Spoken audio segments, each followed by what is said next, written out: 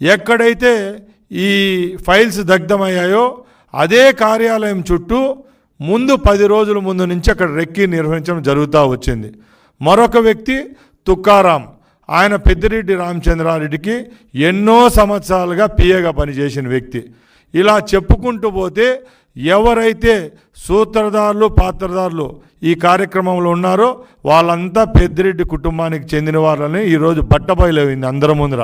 అందుకే ప్రజలు ఒకటి గమనించాల, ఎందుకంటే ఈ పెద్దిరెడ్డి పాపాలు అన్ని కావు. ఏ రోజైతే జగన్మోహన్ రెడ్డి ముఖ్యమంత్రిగా ఆయన ప్రమాణ స్వీకారం చేశాడో ఆ రోజు నుంచి ఈ రాష్ట్రంలో ఉన్న భూములైతేనేం, ఖనిజాలైతేనేం, ఇసుక అయితేనేం, వనరులు ఏమైతే ప్రకృతి పరంగా వచ్చినట్టు అనుకోండి, ప్రజలకు సంబంధించినవి అనుకోండి, ఇవన్నిటినీ దోచుకోవడం తప్పక రెండో కార్యక్రమం ఎక్కడా చేయడం జరగల.